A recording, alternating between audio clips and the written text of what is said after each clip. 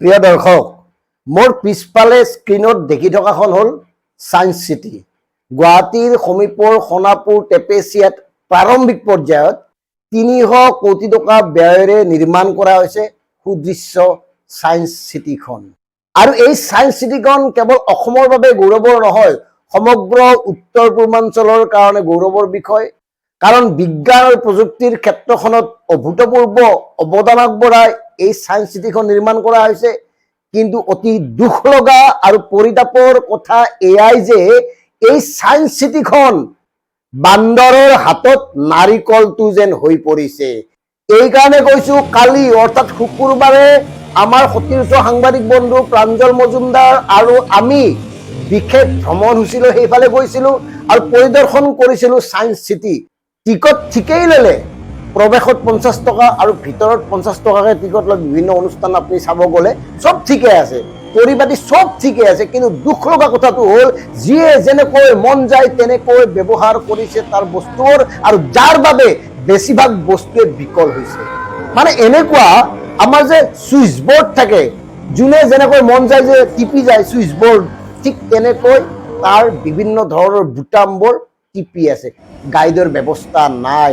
আৰু এনেকৈ কোটি কোটি টকা নষ্ট কৰা হৈছে, এনেকৈ কোটি কোটি টকা অবাবত ব্যয় কৰা হৈছে, আৰু এনেকৈয়ে বান্দৰৰ হাতত নাৰিকল তুলি দিয়াৰ দৰে এই বিজ্ঞান চিটিখনক, ছায়েন্স চিটিখনক দৰ্শকৰ সন্মুখত তুলি দিছে। ইমানেই কথা। মানে কিহৰ কাৰণে ৩০০ কোটি টকা ব্যয় কৰি নিৰ্মাণ কৰা হৈছিল এই ছায়েন্স চিটিখন, তাৰ যদি গুৰুত্ব মৰ্যাদাই বুজি নাপায়, সেই ছায়েন্স চিটিৰ তত্বাৱধানৰ কাৰণে যদি ব্যৱস্থাই গ্ৰহণ কৰিব নোৱাৰে, মেনেজমেণ্টেই যদি নাজানে, মেইনটেনেন্স যদি কৰিব নোৱাৰে, তেতিয়াহ'লে কি অৰ্থ থাকিল? এনে আনক দেখুৱাই উন্নয়নৰ শ্লোগান দি এই ধৰণৰ বস্তুবোৰ কৰা হৈছে নেকি? এয়া ফূৰ্তি নেকি, ধেমালি নেকি? কোটি কোটি টকা ঋণ লৈ থাকিব আৰু এই ধৰণে চমৎকাৰ সৃষ্টিৰ নামত কিছুমান নিৰ্মাণ কাৰ্য কৰি থাকিব, আৰু মেইনটেনেন্সৰ অভাৱত 1 বছৰৰ ভিতৰতে ধ্বংস হৈ যাব।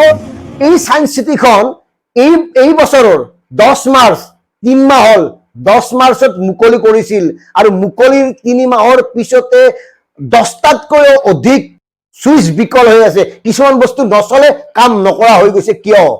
ভাবিছিলো কলিকতাৰ বিখ্যাত ছায়েন্স চিটিৰ দৰে আমাৰ এই অসমৰ ছায়েন্স চিটিখনো হ'ব, কিন্তু নহ'ল। ঠিকেই খৰচ কৰিলে, প্ৰাৰম্ভিক পৰ্যায়ত ৩০০ কোটি টকা, কাম আৰু বাকী আছে, আৰু হয়তো ৩০০ কোটিতকৈ কম টকা ব্যয় নকৰিব। টকা আছে, খৰচ কৰিছে, অথচ মেইনটেনেন্স জিৰ'। এনেকৈ ধ্বংস হৈ আছে অসমৰ সম্পদবোৰ। গতিকে এই কথাবোৰ কোনে মন দিব? কোনে গুৰুত্ব প্ৰদান কৰিব এই ছায়েন্স চিটিক? ইমান ভাল টেকনলজি, ইমান ভাল ব্যৱস্থা কৰা হৈছে তাতে, অথচ গাইড নাই। যোনে যি মন যায় এফালৰ পৰা টিপি গৈছে, কোনোবাটোৱে কাম কৰিছে, কোনোবাটোৱে কাম কৰা নাই, কোনোবাই যদি এবাৰ টিপিছে, কোনোবাই 10 বাৰ টিপি দিছে এটা চুইচ। এনেকে হয় নেকি কামবোৰ?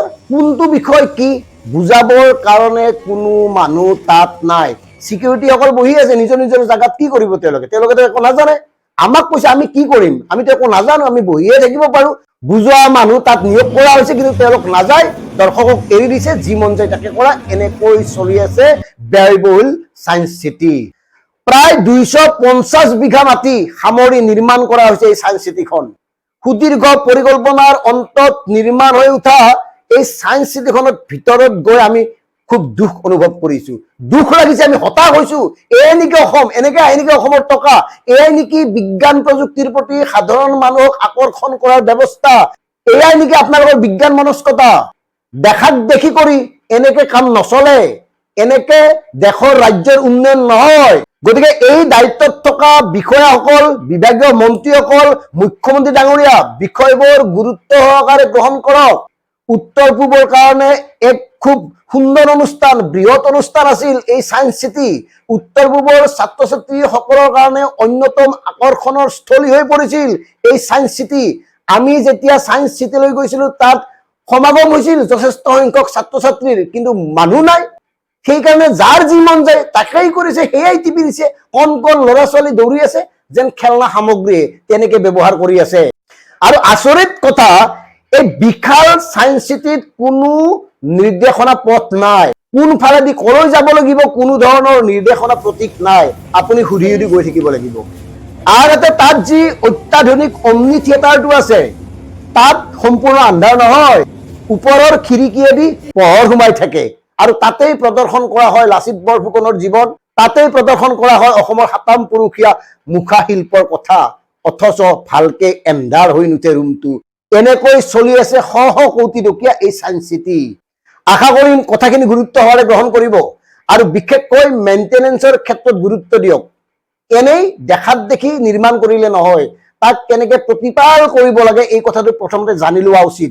বাকী প্ৰিয় দৰ্শক, আপোনালোকে ছায়েন্স চিটিলৈ যদি যাব খোজে যাব পাৰে, কিন্তু তাত আপোনালোকে গৈ এই গাইডৰ অভাৱত ভুগি হতাশ হ'ব। কথাটো আগতীয়াকৈ কৈ থলো। ধন্যবাদ। জয় অসম।